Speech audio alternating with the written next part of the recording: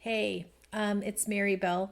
I want to give you the genesis story, if you will, on why I do what I do. And people will say, "What do you do?" No one knows. It's a mystery. But I am a financial advisor and money manager. We mostly work with institutions by luck, because it really wasn't by design. We ended up specializing in a niche with municipalities. So we have a lot of government, plans in terms of cities, counties, districts, all those things. But we work with everyone, individuals and institutions. We just started our business in the institution side, and it kind of built from there. But all this to say that everyone, when I talk to young people and talk about their careers, one of the things that we go back to and say, what is your why? And it's so important. It will change over time, but I wanted to share with you a story that those who have the patience can deal with it. I will cry, and it's not on purpose. It's just that I cry for everything. As tough and cool as I am, this was kind of cathartic. I think I'm healing from some of the trauma of going through Merrill Lynch. Yeah, you Merrill Lynch motherfuckers. But outside of that, I think there's a story here that we can all learn from. So thank you for taking the time to listen. It's my side passion project, and I don't know why.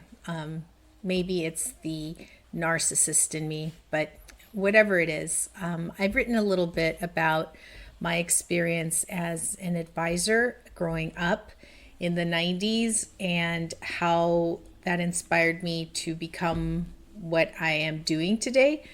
The reason it matters is because I've taken it for granted for a very long time that I'm at this point in my life where I have the privilege to lead a team that I love very much. It's with my brother and my sister, who have willingly followed me into this crazy path of entrepreneurship, and really have taken it on themselves to a degree that I can't even imagine. Back then thinking that I knew everything and I was going to teach them this, and now, they're the teachers. But in any case, I wanted to share a little bit just because I think it's interesting, as I've read other books and other stories of the insanity of the stockbroker world that changed into advisory and all this. And you might think, boring. Well, let me tell you, it's ridiculous, and people should know. They should know. Anyway, I'll start with, and I am reading from a teleprompter in order for me to put this recording out. So it was 1999 when I emailed a manager in the investment banking unit of Merrill Lynch, boldly explaining that they had clearly made a mistake by not selecting me out of the thousands of applicants that they had received that year. I urged them to take a moment and reconsider hiring me for the very coveted spot that I did not get. What did I have to lose? I had already been rejected. I did hear back from a woman in the department. She kind of sounded amused and seemed to take me at my request, recommended that I start at the Merrill Lynch branch, a local branch instead. So investment banking was out. My internship actually started in Encino, in the branch of Merrill Lynch out there, and they had offered me a job after I had graduated. The job offer was a temporary position as an advisor's assistant. And this was kind of a paper secretary, because back then we used paper, for 3 to 5 brokers in the office. So all of them would hand me their docs. I would get them prepared, ready for their clients to use. This job offer was a temporary position, as I mentioned. It was due to buy me time while I studied for the producer licenses. In the meantime, Merrill Lynch would sponsor my materials to study for the big license, the Series 7 and the Series 66. My first hurdle was to pass the 7, as they called it. And Merrill had a zero tolerance for failure on the exam. So at least that's what the threat was. I still wonder to this day, is that real? Anyway, if you didn't pass it on your first go, you would not be allowed to retake it, and your career was basically over with them. Many would take it on a Friday and pack their stuff just in case they failed. That way they wouldn't have to do the walk of shame back on Monday to come back and see all of their colleagues, and they would know that they didn't pass. So many would take it on Friday, as I did. They gave me 2 huge binders with study material to learn. Then after you pass, the real torture begins. Merrill Lynch had a program for new producers. That was the name given to new hires who just got licensed. The program was much like UCLA's econ program. It's really designed to torture and filter out as much, or as we call it, the less passionate. Reflecting on why I would put myself through such a stressful situation, I really don't know. Perhaps I did not think it would be as hard as it was, now that I look back. Or what was the need to prove myself worthy? I don't know. Where did the need to derive to show the boys that I can play? I have no idea. The cards were clearly stacked against me. Mother Merrill, this is what we called it. Merrill Lynch in the 1990s, early 2000s was a very lonely place for a gal. The job entailed hitting certain amounts of new accounts and assets under management, what we called, every month, regardless of what the market was doing. I did not come from money, strike 1. I did not have any connections, strike 2. I looked like a 12-year-old in a suit. I was 28 years old. And I was adorable, strike 3. Just like I had no idea how I would survive the program, I did what all immigrant kids do when facing a black hole of uncertainty. I jumped in. What have I got to lose? Or as some would say, have I any choice? More importantly, what do I have to gain if I manage to realize this miracle? If anything, I would face another fear. I would become more brave. I liked myself when I was bold. A woman at Merrill Lynch in the 1999, trying to make it as a producer, no longer called a stockbroker, was a very lonely place indeed. Merrill had just suffered its 2nd or 3rd class action lawsuit by women. One morning, office training meetings were about 20 dudes in a room with one older woman and then myself sitting in there for the routine sales training, as where I quickly learned that if there was any bets being made on that room, who would survive, it was definitely not me. I did not know that at the time, though, thank God.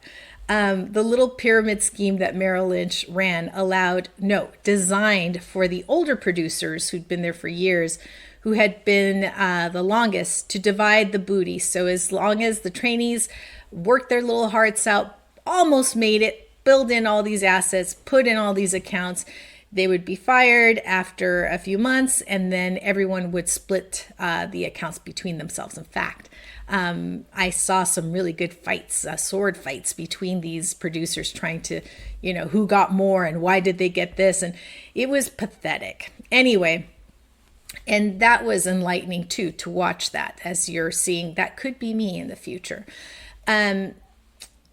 One of the other memories that I have in the training is I lost my site. They would split the accounts among them, and from time to time you'd see a dogfight over the split. It was made clear that I was a token sitting in that room. There was a time when the manager of the Thousand Oaks office made a statement as if I wasn't in the room, or he just didn't give a shit that I was in the room. The comment was kind of made me feel invisible. He downplayed the woman's lawsuit, stating that we should be seeing more women hired, but in that tone, like, don't worry, it's just protocol, nothing to take serious here. And I quietly looked around to see if this was about me. And the work environment over time began to take a very heavy toll on me. I did not want to put a damper on the boys' experience, but when trainings were done on the golf course and I was left out, it really was just another norm for, these dudes to bond, and I was the oddball, so I wouldn't get invited. And finally, the secretaries in the office, and this is after I had passed my 7, because I did pass it. I was, as a producer, I didn't even go into that. Well, once I passed it, the 3 to 5 brokers that now didn't have a secretary because the secretary got licensed, she's a producer, she's trying to build her book of business, they'd still give me work. Like, please, can you just, please? And I'd be like, I'm trying to help my clients. And so the secretaries around were amazing. They were at least more empathetic to my situation, and they would complain to the managers and say, why are they still going to Maribel? She's a producer. They should be giving her all their paperwork to get done. That's ridiculous. And so they were all the ones that also stood up for me. And in one of these golf trainings that was offered, I was not included. It was, I guess, in teams so that they would compete with each other out there. I don't know how that was a training, but whatever. They went to the manager and said, you have forgotten Maribel. She is not as part of the list. And I was like, it's okay. I clearly, and they're like, no, you're a producer. They get all this paid by sponsors. You belong there. And I'm almost going to cry. And I said, okay. So I would go to the bathroom and I would cry, and I would just put a good face on, and I would go out knowing that it sounds childish to cry over something so stupid. But the whole point was that I knew I wasn't supposed to make it there. At some point, I realized that no matter how hard I fought, it was going to be an uphill battle. But I knew some very non-connected, not coming from money, all these things, people did make it sometimes. And so I was sure I could do it. In the end, I hid in the bathroom. I cried because I knew I had to put on a brave face and go out and play. To make matters worse, I learned that no one wanted me on their team. And the less powerful were forced to take me on as their team member. I showed up to the golf course and I was told, sorry, that I needed a collared shirt. I didn't understand. I had a blouse, but it wasn't appropriate. I couldn't afford rent, let alone a freaking collared shirt to play golf. I didn't know what to do, and I didn't know how to swing a club. I felt like such a liability and so embarrassed. I don't know how I did it, or I think they just let me play with my blouse. I didn't want to, I don't want to exaggerate, but I'm pretty sure I was referred to as doll a couple of times. And I didn't mind it so much because I did know I'm ridiculously good looking. But more on the matter was just calling me by my name, I think would have been nice. I had no leverage or power, so I couldn't really jab back yet.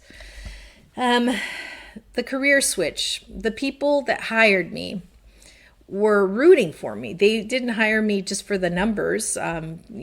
Basically they did need more women, and they convinced me that the profession would benefit from my entering the stage.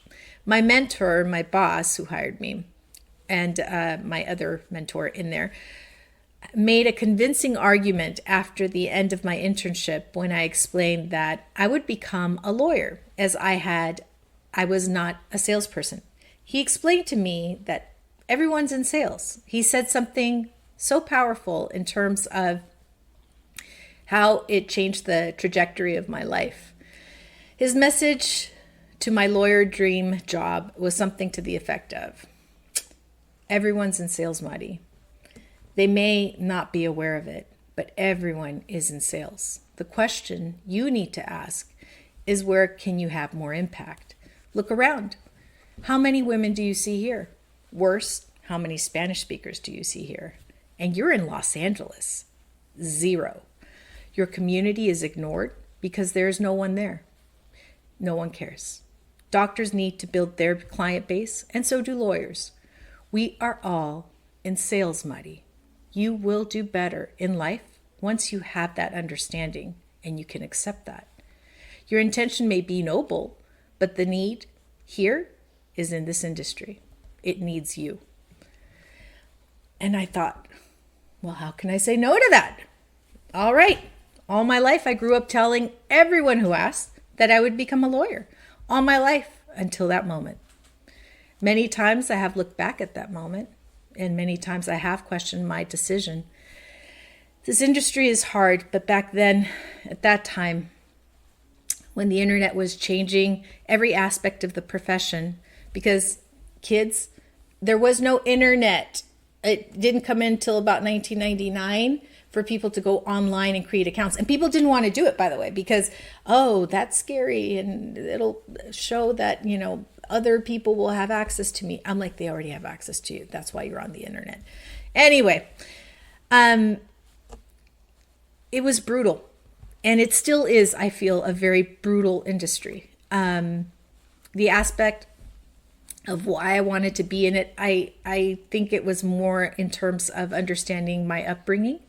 And as a 28-year-old Latina, my train had already left the station years ago. I had no husband, I had no children, no family of my own, which seemed to be the greatest asset anyone could have.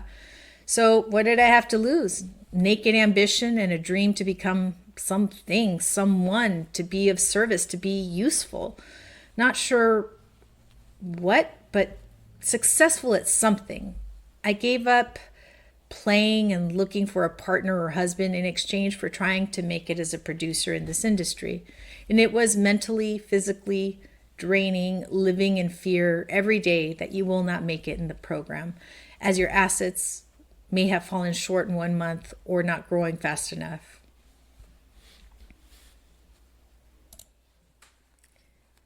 My dad's retirement plan. My parents were both very middle-class working parents. My father had a small business as a gardener or landscaper, and my mother worked for Hughes Aircraft out in Irvine for like 30 years or so. She worked there for the insurance and the benefits, since my father had none, and my goal was to help my father retire. My parents had 6 children. Every penny went to the family or was reinvested back into the business. There was no emergency savings. My father had his father to ask for short-term loans when absolutely necessary. And I would witness how dramatically hard it was for him to go to his father and ask. I would remember seeing my mom and dad having these conversations of, oh, can you get from work a little short-term loan? It was everything but to go to my grandfather to ask for money. That was the last resource. So vacations were rare. I could always witness how stressful they were for my father, who would cover his route if he left for a week. No work, no pay. I remember seeing him spread all of his bills on the large dining room table like a tablecloth made of credit card bills. And he was always moody when he would do the bills. We would all know to just kind of stay away. His checkbook and pen writing and his hand nervously looking for a different number than what was appearing on the bill. My father has a deep line or wrinkle, if you will, right down the middle of his forehead towards his nose, as if he were squinting due to the sun hitting him all day, which I guess it really was. So it just kind of stayed there. And that line would deepen and his brows furrowed a bit with frustration and disbelief at times when he'd open those envelopes. This was the sight of a man under attack. I could see it. I could not help him. I could not grab anything out of his way. He was just puzzled. And at some of the bills, I thought I paid this down, and now it's higher. What the hell's going on? I would actually grab a puzzle from time to time and spread it on the corner end of the table as I was working and kind of checking up on him. I could tell it was mostly bad news. And some of those envelopes he would open, and I swear his face was animated as if the message told him to fuck off. That or it was just another late payment, which was pretty much the same thing. So back in the 80s, I knew that the house payment was around $850 a month. This is in Mission Viejo. I had been curious and I asked my father what he paid every month, and he told me, and I was so taken aback. I wondered how in the world my parents could afford this. I believe minimum wage was like at $4.25 or something to that. So to live here, my goal was to never be a burden on my family, at least not financially. And since I was the oldest, I knew I had some advantages. At age 15, I started working at the Laguna Hills Mall, which doesn't exist now. Boo! At the Round Table Pizza. I was the pizza by the slice girl. And I was proud that my parents would no longer need to pay for my crazy teen attire, which living in Mission Viejo, believe me, it adds up. Money was a big deal. And because we saw how crazy hard our parents worked for it, I also remember how money would quickly disappear as the needs seemed to continually grow. Outside of bill day, my father was always calm and very loving. He loved to work. At least he seemed to. Perhaps he had no choice but to love it.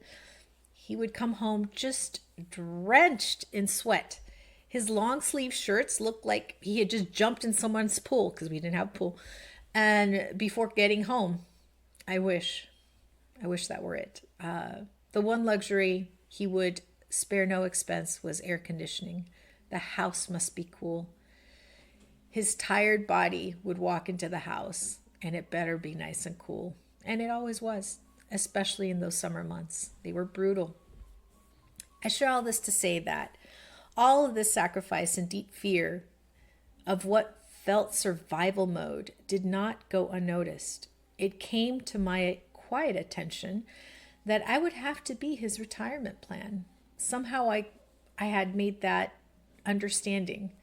We never spoke about it, nor did he ever ask me for anything. I just knew he couldn't save much. Everything would go back to the company. I knew he didn't have a safety net, but my mother's job and her benefits. It was always a scary thing when Hughes Aircraft was going through its cyclical layoffs, which were quite often, actually, because I remember the stress as a kid feeling, oh no, layoffs are coming through again, and wondering if my mom would lose her job, which was terrifying for all of us, but for me, along with my parents. I would see how my mother would be so terrified of losing her health insurance with so many little ones. And just so you know, back in the day, there was no universal health. You either had health insurance or you were fucked. And so, and if you were sick and didn't have health insurance, you were double fucked. The insurance companies, even if you had the money, wouldn't take you. So, you know, it was quite the situation, especially with 6 kids. Every time there were layoffs, she was pregnant, not by design. It just happened to be. And so she was on leave and the law protected her. They couldn't lay off a pregnant woman on leave. And so many times she was afforded that grace where she carried on. But as the years continued, it was cheaper to hire younger people at minimum wage, where she is now a very seasoned vet in the company, making way too much for what they're willing to pay others. And so we always knew she had a red target on her back all the time. And we understood the implications of that. While in college, interning for Merrill Lynch is where I learned more about retirement. And I actually was interested. It wasn't just my boss's speech, but it really was the understanding that I need to understand how this works. I need to figure out how I'm going to help my family, my parents, through this thing called retirement because they deserve to retire as well.